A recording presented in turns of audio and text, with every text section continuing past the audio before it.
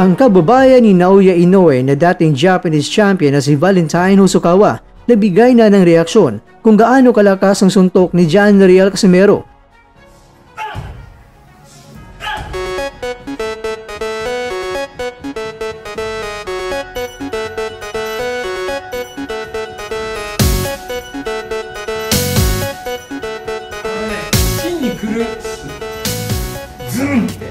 Elijah Pierce, bakit magandang isunod na labanan ni Casimero?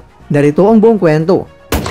Nagbigay kilala si Valentin Hosokawa sa pambihirang lakas ng mga suntok ni Gian Riel Casimero sa isang pahayag na nag-viral matapos isang video na naglalaman ng kanyang komento sa katangian ng estilo at lakas ng dating 3-division world champion. Ayon sa video, sinabi ni Hosokawa na sobra raw ang bigat ng suntok ni Casimero at na kahit nahigit ang timbang niya, mas mabigat pa rin daw ang suntok ng Pinoy fighter. Sa nasabing video na orihinal na inilathala bilang isang Facebook reel, ipinakita ni Hosokawa na may pag-aanga ngunit may halong pagkamangha at pagbibigay babala tungkol sa lakas ni Casimero.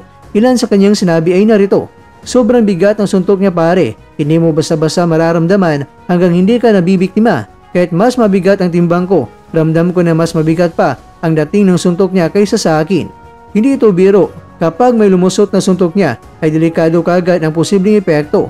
Ang ganitong pagbibigay diin sa bigat mga kwento ng suntok ni Casimero ay nagkakaroon ng malaking epekto sa mga taga-subaybay at mga eksperto sa boxing na nagdadala ito ng panibagong dimensyon sa diskusyon kung bakit dapat seryosohin ang kanyang muling pagbabalik sa kompetisyon sa mataas na antas.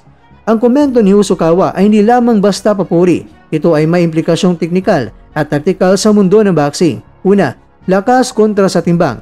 Karaniwang inaasahan sa boxing na mas mataas ang timbang, mas maganda ang banggaan at mas mataas ang panganib sa suntok. Ngunit sa pahayag ni Hosokawa, ipinapahiwatig na hindi lang ang bigat ng katawan ang sukatan, kundi ang bilis, teknik at ability to transmit force sa suntok.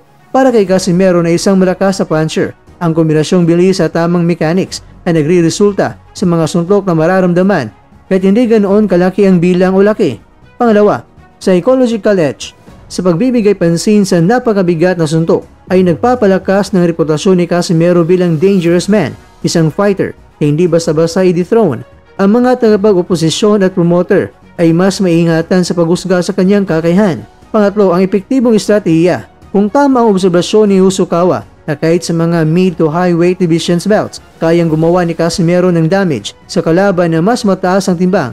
Ito ay nagbibigay sa kanya ng flexibility sa pagpili ng kalaban na maaaring step-up fights o eliminator bouts at hindi lang sa mga kasabay na featherweight boxers. Samantala, sa konteksto ng panibagong balita, may nilaan na WBO featherweight title eliminator sa pagitan ni Elijah Pierce at ni Lorenzo Parra sa November 29 sa Temecula, California. Ang mananalo roon ay inaasahan na makakalaban kay Rafael Espinosa, ang kasalukuyang WBO featherweight champion. Sa ganitong senaryo, malaga ang pahayag ni Hosokawa. Una, ang reputasyon ni Casimero bilang malakas na puncher ay maaaring maka-impluwensya sa mga matchmakers at sa ranking committees upang seryosohin siya bilang contender kahit sa mas mataas na timbang.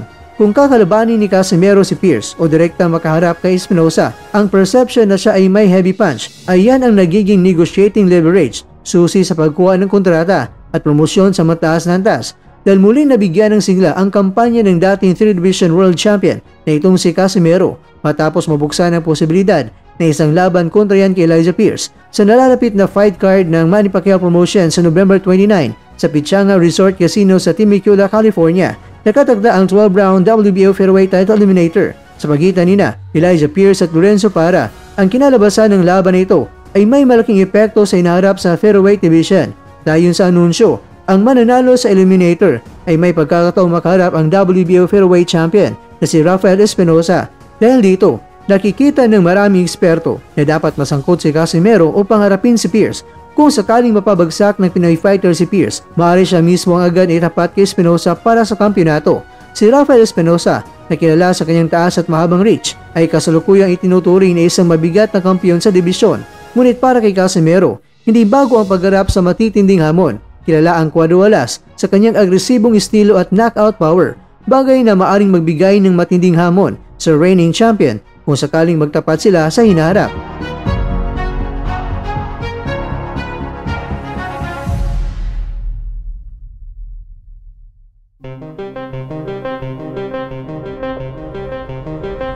Mga kakwento, para kay Casimero, ang laban kontra kay Pierce ay hindi lamang isang pagkakataon upang muling ipakita ang kanyang galing, kundi isang malagang hakbang para may balik ang kanyang pangalan sa listahan ng mga aktibong world title contenders sa panalo laban kay Pierce. Pero sana mangyari ito, tiyak na magkakaroon siya ng tiket papunta sa isang mas malaking laban kontra yan kay Espinosa, isang pagkakataong maaaring maging pinakamalaga sa kanyang kampanya mula nang umakyat siya sa featherweight division. Sa ngayon, nananatiling bukas ang posibilidad, ngunit malinaw na kung nais ni Casimero na muling marating ang rurok ng kanyang karera, si Elijah Pierce ang dapat niyang harapin at talunin.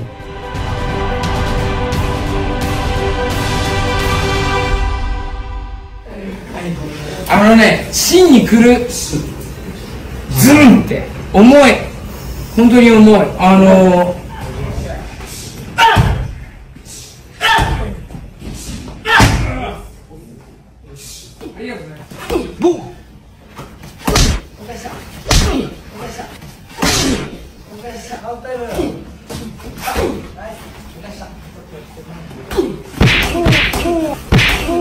Patay ka.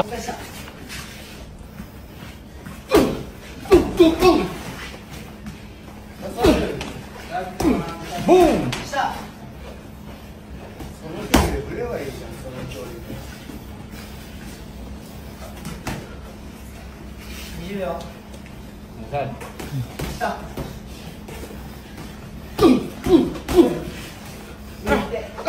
Boom!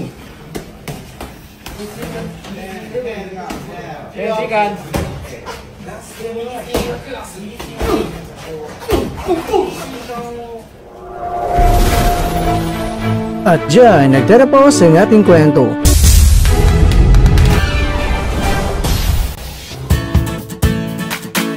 Maraming salamat mga kakwento sa inyong panonood. Pero baka naman mga kakwento ay nagustuhan niyo po ang kwento natin ngayon. Baka pwede niyo po akong mabigyan dyan ng like, subscribe at pa-click na rin sa bell button.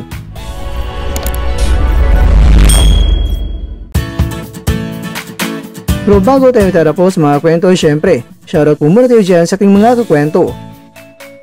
Kay kakwentong Alberto Rivera, kay kakwentong Black Link, kay kakwentong Kalisha Alvin. At kakwentong nanonood ngayon, shoutout sa iyo dyan. Bueno, dito na po muna ang ating kwentuhan. At abangan nyo na po ating susunod na video. At dito na po yan sa isang channel na kung saan maaring ito'y mga kwentong di pa na kwento sa inyo.